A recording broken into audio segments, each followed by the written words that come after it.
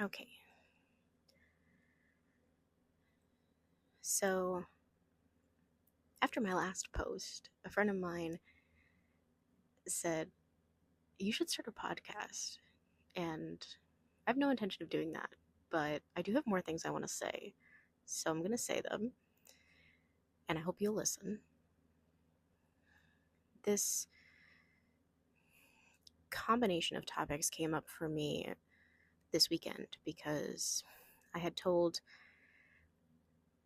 my friend that I was going to take care of their cats um, while they were away. And unfortunately, I came the first 2 days and then forgot to come the rest of the days that I had said I was going to. And I feel like maybe a year ago, I would have been like really beating myself up for this. Um, it was bad. Um, I do feel guilty and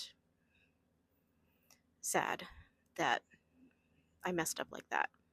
I didn't set an alarm for myself, so I just forgot.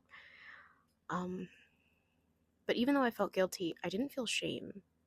And it's, these moments of growth where you realize something that would have bothered you a while ago doesn't bother you today. And it's just cool. So I just wanted to share that. And um, I think has to do with something I learned partially from an Instagram post where I don't remember who said it, but I also got it from this book by Rachel Ricketts, and it's called Do Better, a guide to spiritual activism, I believe.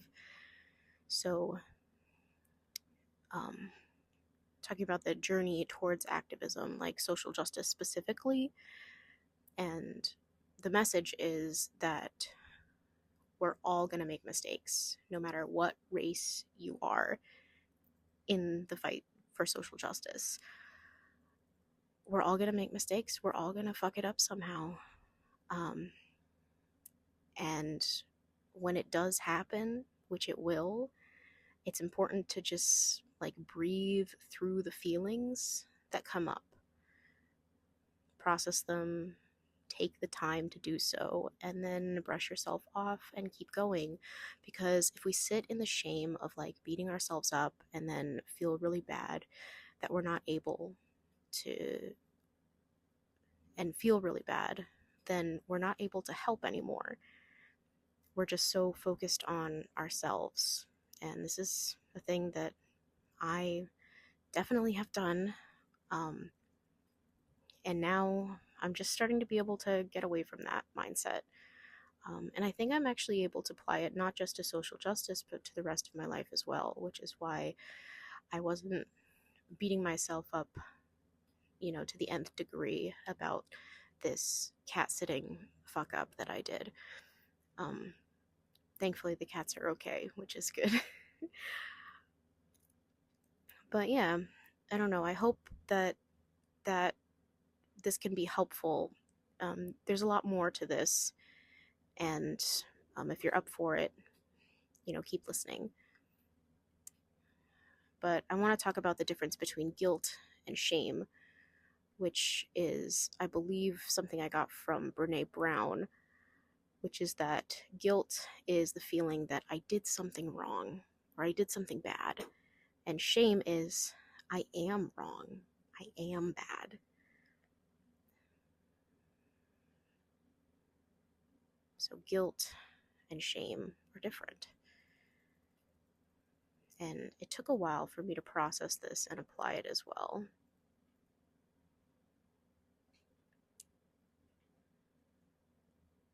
But I think this concept of we all fuck up and we are still good people ties into the following things too. The first one being perfectionism. We have to think about where it comes from. Perfectionism. It comes from white supremacy. Do you get it? I know you do. To put it as simply as possible, the concept of needing to rush, needing to be quick, needing to be efficient, needing to be on time, needing to be perfect, be like a machine. It's a product of industry and capitalism, which has always exploited Black and Indigenous people of color one way or another, be it from slavery to the forced segregation into poverty of the working class, the unskilled labor that requires speed, precision, and is usually done by Black, Indigenous people of color in a way, in like at a wage that you can't live off of, and there's no visible way out because you have no time or resources to get a higher education. Plus, you're combating life obstacles, and then there's racism and hiring practices. Anyway, so letting go of perfectionism and urgency is an act of rebellion against white supremacy. We already do this with our friends, especially those of us who are disabled. If you can also do it for yourself as well, then you are dismantling your internalized white supremacy. And this is not just for white people, too. Everybody has internalized white supremacy because it's a system that we are all living inside of. So, the more grace we grant to ourselves, the less we are angry with ourselves, the more we are dismantling white supremacy. Let go of the need to be perfect. Allow yourself to make mistakes. So, this also relates to my journey towards veganism. I have eaten meat almost my entire life. There was a time when I tried to be vegan like 7 years ago, but I didn't really understand why I was doing it, just kind of to appease my friends, I guess. But now I know why I'm doing it. This is also an act of rebellion and resistance, and it's a fight against oppression and exploitation of animals. Oppression and exploitation of animals. And it's actually not even that difficult because there's literally a vegan version for everything, and the taste is hardly noticeable. Granted, some of those things are a bit more expensive, so in order to partake in those, it's definitely a privilege. But yeah, like vegan cheese and substitute vegan meats, they can be a little bit on the pricier side, but it's really not even that much different than regular meat. So even though cheese isn't quite as yummy anymore, it's a small price to pay to be able to break free of another form of oppression. It is an honor to be vegan now because I am living in alignment with my values of being against oppression and exploitation of all beings. I feel at home now in my body and reconnected with who I was before I was born. I feel at home now in my body and reconnected with who I was before I was born.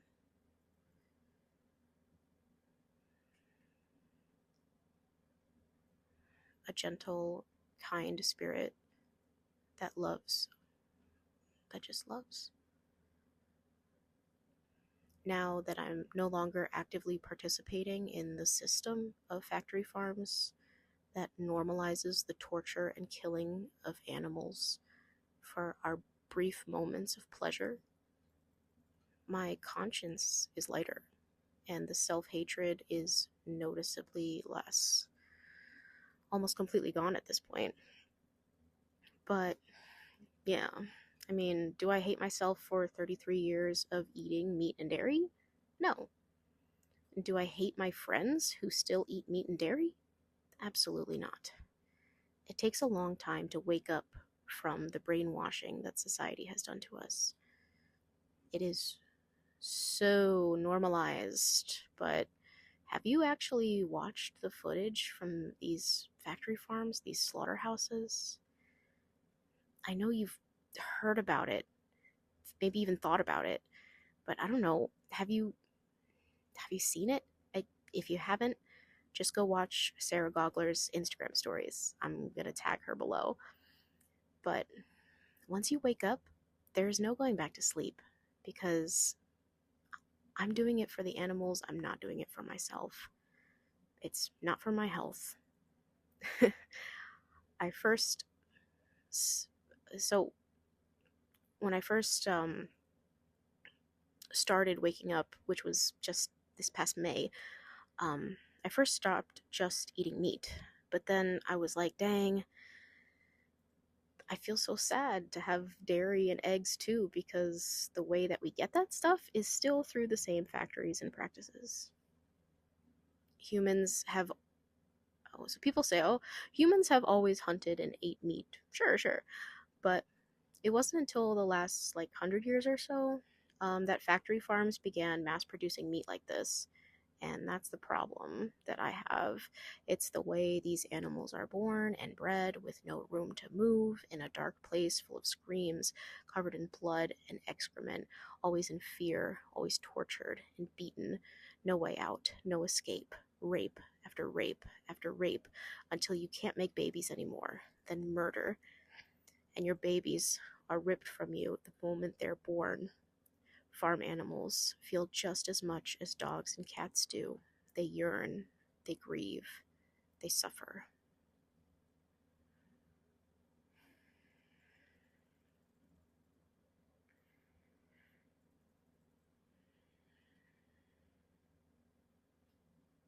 So, the next piece of my puzzle is body positivity.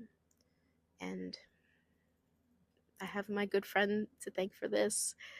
You know who you are. But now I get it that my self hatred towards my body that I've lived with for as long as I can remember is another tool of the oppressors, of the patriarchy. Men want women to be small. They want us to be hungry. They want us to hyperfixate on our bodies so that we are not strong enough to fight back. This is why I'm still in the gym and focusing on strength training more than cardio, because I want to be able to move mountains. And I need muscles to do that. But do I count calories anymore? No. Am I counting macros? No. Am I treating myself to yummy food? Abso-fucking-lutely. The only thing is I'm making sure that I have enough protein to sustain my muscle growth, and you can easily get enough from plants. Tofu, beans, pea protein shakes, egg replacement, Beyond Meat, other vegan meat alternatives, protein pastas. Um, they have a lot more protein than you realize. The fake meats might be a tad more expensive, like I said, but it's not even that much different. Even my meat loving boyfriend, oh, that came out weird. Even my boyfriend who loves to eat meat, nope, it still sounds weird. I don't think he'll appreciate that. But, anyways, he is a red blooded American man who loves to eat meat. He himself has told me that the Beyond Burgers that I make for him are very good. And they even bleed like a real meat does, like a real beef burger does. So, yeah, the meat alternatives are pretty darn good sometimes. And they are processed, yes, but they have less sodium and fat than processed meat products. Beans are cheap as hell. And for B12, supplements are easy to take. So, the last piece I want to talk about is gender expression and gender identity. Since my friends have accepted me and my name, which is Ray, my pronouns, which are they, them, my new hair, which is blue. It's given me courage to be more myself in all spaces that I walk into. Although this is an area that is still a work in progress for me, but I'm getting closer.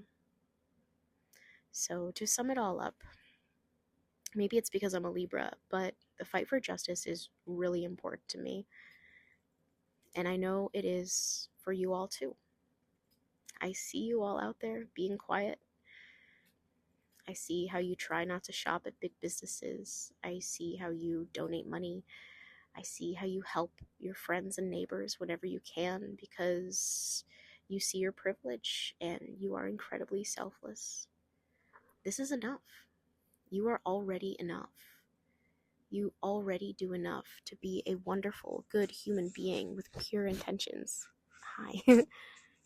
My cat is sniffing at the microphone. It's evident too because the way that you see beauty in others is a reflection of how beautiful that you are inside.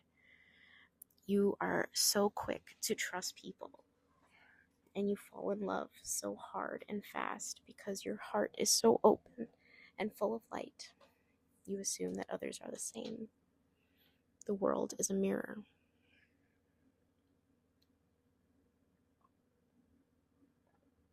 Look around you and see yourself looking back at you. That being said, the hardest part of this is realizing the truth that in order to live in alignment with your values, you need to make some hard choices. To a certain extent, it's easier to look away. But once you stop consuming animal products or just reduce the amount that you consume, it's a spectrum for me. You instantly start to feel more like yourself. Every time you choose a black bean burger or a Beyond Burger instead of a beef burger, it's like a win because that's like a whole animal that you're choosing not to sacrifice for a brief moment enjoyment. For me, it took a few weeks of being just vegetarian and liking how it felt to refuse meat to just go all the way vegan. And remember the beginning of this tangent about perfectionism? Expecting yourself to be a full on vegan right away is an act of violence. Do not expect perfection. It is a beautiful thing to be imperfect. You can work your way up to it.